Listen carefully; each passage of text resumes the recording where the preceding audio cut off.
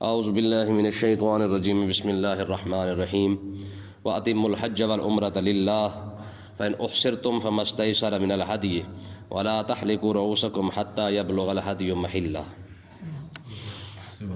یہ آیت جو ہے حج کے متعلق اس کے اندر بیان کیا گیا ہے۔ دو چار موٹی موٹی باتیں اس کے اندر ہم پڑھ لیتے ہیں۔ تو پہلے آپ مسئلے کو سمجھ لیں۔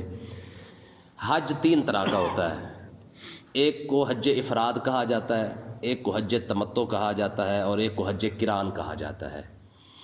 حج افراد کس کو کہتے ہیں کہ بندہ جائے خالی حج کر کے واپس آ جائے، عمرہ نہ کرے۔ دوسرا حج تمتع ہوتا ہے، جو بندہ حج کے ساتھ ساتھ عمرہ بھی کرتا ہے۔ حج قران کے اندر بھی یہی ہوتا ہے کہ اس کے اندر حج بھی اور عمرہ جب بندہ اکٹھے کرتا ہے۔ تو اب اس کے اندر ایک مسئلہ یہ ہے کہ قربانی جو ہے نا جو کرنی پڑتی ہے، حج تمتع کے اندر کرنی پڑتی ہے، حج قران کے اندر کرنی پڑتی ہے۔ جو حج افراد ہے اس کے اندر قربانی نہیں ہوتی، یعنی جو خالی حج کر رہا ہے اس پر قربانی واجب نہیں ہوتی ہے۔ ہاں جو حج کے ساتھ عمرہ کرے اس پر قربانی واجب ہو جاتی ہے۔ اب اس کے اندر پھر دو مسئلے ہیں۔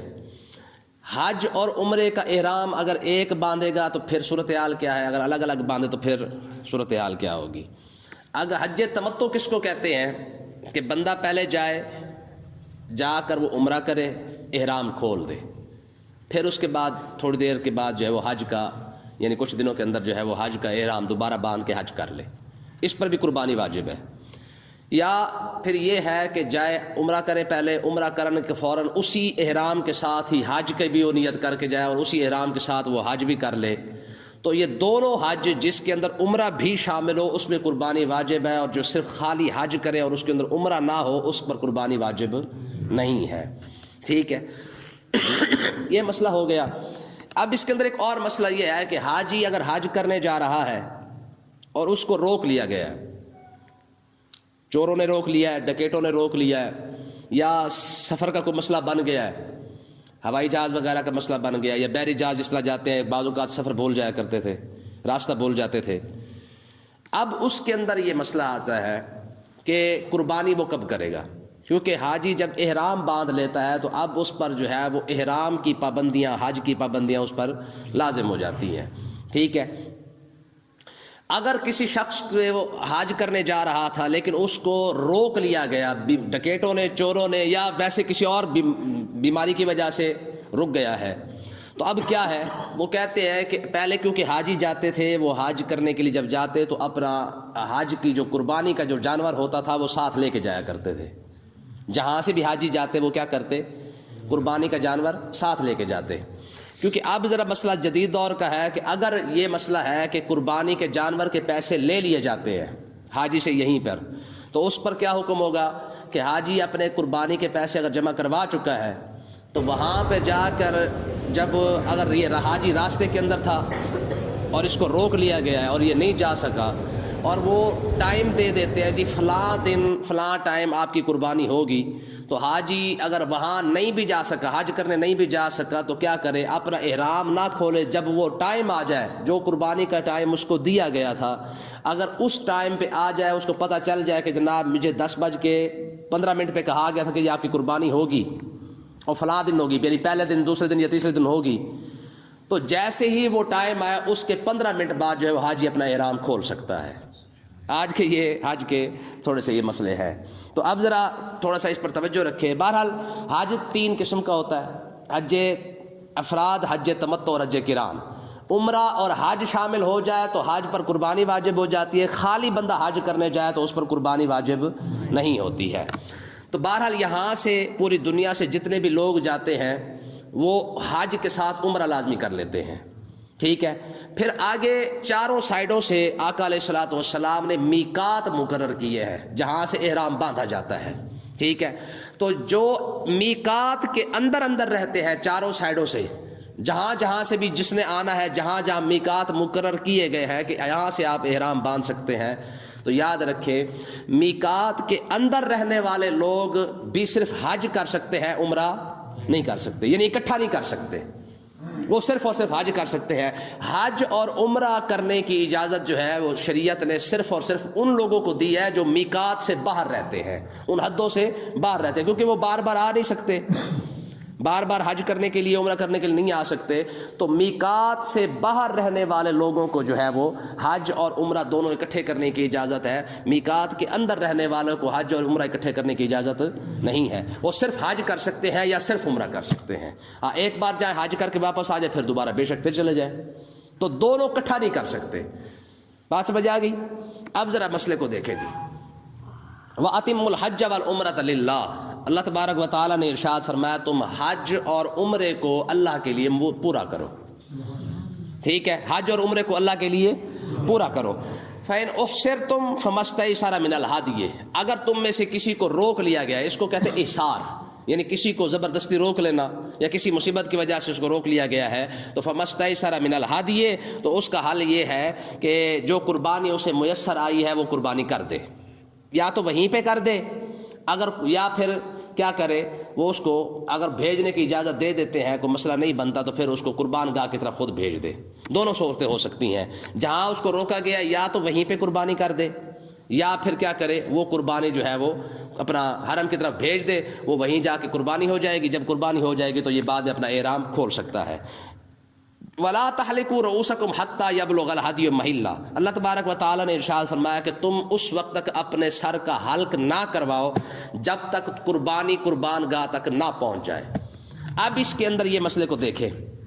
آج کے دور کے اندر اگر ٹائم آگے سے دے دیا گیا ہے کہ جی فلاں ٹائم آپ کی قربانی ہونی ہے, تو اب حاجی نے احرام باندھ لیا ہے لیکن فلاں ٹائم, مثال کے طور پر 10 بجے کا ٹائم اس کو دیا گیا تھا اور یہاں سے حاجی کسی صورت میں نہیں جا سکا, تو اس وقت تک حاجی اپنا احرام باندھ کے رکھے, حلق نہ کروائے. احرام تو اس نے پہلے باندھا ہونا ہے, اپنا جو ہے حلق نہ کرے. ہاں جب وہ ٹائم آ جائے, جب اس کی قربانی ہو جائے, تو اب حاجی جہاں بیٹھا ہوا ہے, چاہے پاکستان میں بیٹھا ہے, چاہے راستے میں بیٹھا ہے, جہاں بیٹھا ہے وہاں پہ اپنا سر منڈوا سکتا ہے. ٹھیک ہے, تو آگے دیکھیں جی. فَمَنْ كَانَ مِنْكُمْ مَرِيضًا أَوْ بِأَذًى مِنْ رَأْسِهِ, ایک تو مسئلہ تھا کہ اگر اس کو کسی وجہ سے روک لیا گیا ہے, ایک مسئلہ یہ بن گیا کہ بندہ خود بیمار ہو گیا ہے, احرام باندھا ہوا تھا. اب اس کے اندر دو مسئلے ہیں. احرام باندھنے کے بعد اگر بندہ بیمار ہو جائے, یا او بھی عزم من راسی, یا اس کے سر میں کوئی مسئلہ بن جائے, یعنی جوئیں وغیرہ پڑ جاتی ہیں احرام کی حالت میں, یا کوئی ایسا مسئلہ بن گیا ہے, تو اب کیا ہوگا؟ فدیہ تو دینا پڑے گا. دونوں صورتوں میں حل کروا سکتا ہے, لیکن صورت حال کیا ہوگی کہ اگر بیمار ہو گیا ہے تو اب اپنا سر منڈوا سکتا ہے. ٹھیک ہے, بیمار ہو گیا تو اپنا سر منڈوا سکتا ہے, حلق کروا سکتا ہے. لیکن دو صورتیں, اگر اس نے بغیر کسی وجہ کے اگر حلق کروایا ہے تو گناہ گار ہوگا. اگر مجبوراً بیماری کی وجہ سے اس نے حلق کروایا, یعنی اپنے بال منڈوا لیے, پریشان ہو رہا تھا, ٹھیک ہے, یا جمعے پڑ گئی تھی, یا سر میں درد ہو رہا تھا, تو اب اگر اس کو یہ پریشانی بنی ہے تو اب بھی حلق کروا سکتا ہے, لیکن اب گناہ گار نہیں ہوگا, کیونکہ اب مجبوری کے تحت جو ہے اس نے اپنا حلق کروایا ہے. اگر مجبوری کی وجہ سے حلق کروائے گا تو گناہ گار نہیں ہوگا, اگر مجبوری کے بغیر حلق کروائے گا تو گناہ گار بھی ہوگا. لیکن دونوں صورتوں کے اندر اسے فدیہ پھر بھی دینا پڑے گا. ٹھیک ہے, فدیہ کیا ہے؟ فدیہ من صیام او صدقۃ او نسک, اگر کسی شخص نے حالت احرام کے اندر اپنا حلق کروا لیا ہے مجبوری کے تحت, تو کیا کرے؟ یا تو وہ 6 روزے رکھ لے, کیونکہ اب اس نے قربانی سے اپنا پہلے اس نے حلق کر لیا ہے, تو اب اس کے لیے حل کیا ہے؟ اب یا تو وہ 6 روزے رکھ لے, او صدقۃ, اپنا یا تو وہ 6 بندوں کو کھانا کھلا دے, یا پھر وہ 3 روزے رکھ لے, اور اس کو یا پھر وہ کوئی قربانی کر دے. یعنی چھوٹا جانور کرے گا تو 1 ہو جائے گا, بڑے کے اندر ہوگا تو اس کا 1 حصہ ہو جائے گا. تو یہ 3 صورتیں جو ہے وہ اس وقت ہو سکتی ہیں جب اس نے حلق نہ کروایا ہو. مجبوری کے تحت اگر اس نے حلق کروا لیا ہے تو اب اس کے لیے 3 صورتیں, یا تو 6 بندوں کو کھانا کھلا دے, یا 3 روزے رکھ لے, یا قربانی کر لے. فَإِذَا أَمِنْتُمْ, اب جب اسے خوف ختم ہو گیا ہے, اب وہ جا سکتا ہے. ٹھیک ہے, اب اسے کوئی مسئلہ نہیں ہے, اس کی بیماری ختم ہو گئی ہے, یا اس کا جو احصار تھا, جو اس کو روکا ہوا تھا, اگر وہ جا سکتا ہے, تو فَمَن تَمَتَّعَ بِالْعُمْرَةِ إِلَى الْحَجِّ, اگر وہ شخص اب حج تمتع کرنا چاہتا ہے, یعنی ایک ہی احرام کے ساتھ وہ عمرہ کرنا چاہتا ہے, حج بھی ساتھ کرنا چاہتا ہے, تو فرمایا کہ اب کیا کرے؟ فَمَسْتَيْسَرَ مِنَ الْهَدْيِ, فرمایا جیسے حرم کے اندر پہنچے عمرہ بھی کرے اور حج بھی اگر ساتھ کرنا چاہتا ہے تو جو قربانی اسے مل جائے اسی قربانی کو وہ کر دے. لیکن اگر کسی شخص کے پاس قربانی نہیں ہے, حج بھی کرنے گیا, عمرہ بھی کیا, حج بھی کیا, لیکن اس کے پاس قربانی کے پیسے نہیں ہیں, تو اس کا حل دیکھیں آگے اللہ تبارک و تعالیٰ نے ارشاد فرمایا, فَمَن لَّمْ يَجِدْ فَصِيَامُ 3 أَيَّامٍ, جو شخص قربانی نہیں کر سکتا, اس کے پاس قربانی کے پیسے نہیں ہیں تو کیا کرے؟ فمن لم یجد فصیام ثلاثۃ ایام فی الحج، حج کے دنوں کے اندر وہ 3 روزے رکھ لے۔ جو حج کے دن چل رہے ہیں، قربانی کے پیسے جس کے پاس نہیں ہے وہ کیا کرے؟ 3 روزے رکھ لے۔ وسبعۃ اذا رجعتم، اور حج کرنے کے بعد جب واپس گھر آ جائے تو 7 روزے یہاں پہ آ کے رکھ لے۔ تلک عشرۃ کاملہ، یہ 10 روزے رکھ لے، اللہ تبارک و تعالیٰ کمی بیشی قبول فرما لے۔ جس شخص کے پاس قربانی کے پیسے نہیں ہیں تو یہ 10 روزے پورے کر لے، 7 وہاں کر لے، اپنا 3 روزے وہاں رکھ لے حالت حج کے ایام کے اندر، 7 روزے آ کر جو ہے وہ اپنے گھر کے اندر رکھ لے۔ اور سبعۃ اذا رجعتم، یہ 10 روزے، تلک عشرۃ کاملہ، جب یہ 10 روزے مکمل کر لے گا تو اللہ تبارک و تعالیٰ اس کی کمی بیشی کو قبول فرما لے گا۔ ہاں، ذالک لمن لم یکن اہلہ حاضر المسجد الحرام، فرمایا کہ یہ حکم جو ہے ان لوگوں کے لیے، جیسے میں نے شروع میں آپ کو بتایا کہ میقات سے باہر رہنے والوں کے لیے، جو حج اور عمرہ اکٹھا کریں لیکن میقات سے باہر رہتے ہیں، جیسے ہم لوگ ہیں، ٹھیک ہے، پوری دنیا ہے۔ اب میقات جہاں جہاں بنائے گئے ہیں، جہاں جہاں سے احرام باندھا جاتا ہے، وہاں کے اندر رہنے والے تو صرف حج کر سکتے ہیں یا صرف عمرہ کر سکتے ہیں، لیکن میقات سے باہر رہنے والوں کے لیے یہ چھوٹ دی گئی ہے کہ ذالک لمن لم یکن اہلہ حاضر المسجد الحرام، یہ حکم اس شخص کے لیے ہے کہ جو مسجد حرام یعنی میقات سے باہر رہتا ہے، ٹھیک ہے۔ واتقوا اللہ، اللہ سے ڈرو، وَاعْلَمُوا، اور یہ جان لو، ان اللہ شدید العقاب، اللہ تبارک و تعالی سخت پکڑ والا ہے۔ دیکھیں سبق کیونکہ آج کا بہت مشکل ہے، کافی سارا مشکل ہے، لیکن اس کے اندر تھوڑی سی ذرا بات کو سمجھ بھی لے ذرا۔ حج کیونکہ بہت بڑا فریضہ ہے، ٹھیک ہے، تو اس کے اندر جتنی اللہ تبارک و تعالی نے نیکی رکھی ہے اس کی سختی بھی اس نے زیادہ رکھی ہے۔ وہاں پہ اگر حالت احرام میں جوں بھی ماری گئی تو دم واجب ہو جائے گا، ہے کہ نہیں؟ اگر ایک نماز پڑھنے کا ثواب 1,00,000 کے برابر ہے تو اگر ایک جوں بھی مار دیا ہے تو اس پر بھی بکری واجب ہو ہی جاتی ہے، یا قربانی کا کوئی حصہ واجب ہو جاتا ہے۔ یعنی جتنا زیادہ حرم کے اندر اللہ تبارک و تعالیٰ نے ثواب رکھا ہے تو اس کے اندر کمی بیشی ہو جائے تو گناہ بھی اتنا ہی زیادہ ہے، ٹھیک ہے۔ اگلی آیت بھی ساتھ دیکھیں، فرمایا الحج اشہر معلومات، فرمایا حج کے جو مہینے ہیں وہ مشہور ہیں۔ حج کے مہینے کیا ہیں؟ مشہور ہیں۔ یاد رکھیں شوال، ذیقعد، ذی الحج، یہ تینوں مہینے جو ہیں وہ حج کے مہینے شمار کیے جاتے ہیں۔ اگر کوئی شخص شوال یا ذیقعد کے اندر جو ہے وہ اگر احرام باندھ لیتا ہے تو اس کا احرام باندھنا جائز ہے۔ ذی الحج کے اندر تو باندھنا ہی باندھنا ہے اس نے جب حج کرنے کے لیے جانا ہے، لیکن اگر کوئی شوال اور ذیقعد میں بھی اگر احرام باندھ لیتا ہے تو اس کا احرام باندھنا جائز ہے۔ جیسے وہ احرام باندھے گا اس پر حج کیا ہو جائے گا؟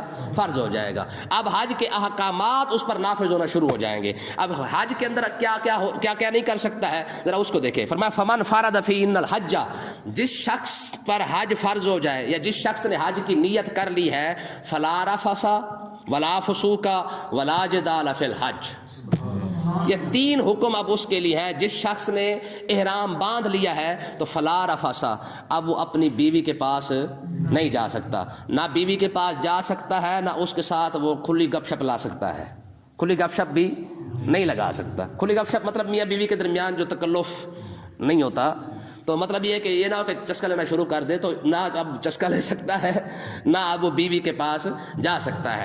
تو فرمایا کہ اب کیونکہ حالت احرام کے اندر اب وہ اپنی بیوی کے ساتھ وہ تعلقات بھی نہیں رکھ سکتا اور ایسی گفتگو بھی نہیں کر سکتا، ٹھیک ہے۔ آگے دیکھیں جی، فرمایا فلا رفث، ایک تو اپنی بیوی کے ساتھ وہ تعلق نہ رکھے، ولا فسوق، کوئی گناہ وغیرہ بھی نہ کرے، ولا جدال، لڑائی بھی نہ کرے، فی الحج، حج کے دنوں میں، یعنی جب اس نے احرام باندھ لیا ہے تو اب اس کو نہ گناہ کرنے کی اجازت ہے، نہ حج اپنا جھگڑا کرنے کی اجازت ہے، نہ اپنی بیوی کے ساتھ تعلقات رکھنے کی اجازت ہے۔ فرمایا کہ یہ جو ہے سارے وہ قید ہے جو اللہ تبارک و تعالیٰ نے احرام باندھنے کے بعد حاجی کے اوپر لگایا ہے۔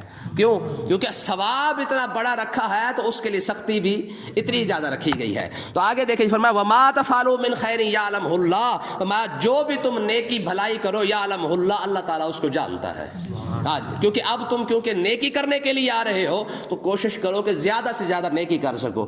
اب بھی اگر حالت احرام کے اندر جا کے تم وہاں پہ جا کے سیلفی لینا شروع کر دو، ہیں جی، اب تو یہ بہت بڑی بیماری ہے، وہاں پہ جا کے سیلفی لینا شروع کر دیتے ہیں، ٹھیک ہے نا جی، وہاں جا کے جناب والا ٹھگی کرنا شروع کر دینا، یہ سارے مسئلے جو ہے اب وہاں پہ جائز نہیں ہے۔ فرمایا وَتَزَوَّدُوا فَإِنَّ خَيْرَ الزَّادِ التَّقْوَىٰ وَاتَّقُونِ يَا أُولِي الْأَلْبَابِ، یہ الفاظ یمن والوں کے لیے نازل ہوئے ہیں۔ ٹھیک ہے. یمن والے کیا کرتے, جب یمن والے اپنے گھر سے چلتے نا تو وہ گھر سے سفر کے لیے سامان نہیں لاتے تھے, اور وہ کہتے تھے, کوئی ان سے پوچھتا نا بھائی یار تم سفر حج کرنے جو جا رہے ہو سامان ساتھ لے کے کیوں نہیں جاتے؟ وہ کہتے جی ہم متوکل ہیں. ہم کیا ہیں؟ متوکل. ہم توکل کرنے والے, ہمیں اللہ پر توکل ہے. جب وہ حرم میں آ جاتے, مکہ میں آ جاتے یا رستے کے اندر ہوتے تو لوگوں سے مانگنا شروع کر دیتے. ٹھیک ہے جی, توکل یہ ہے جس طرح آج کل پاکستانیوں کا توکل ہے. ٹھیک ہے نا جی.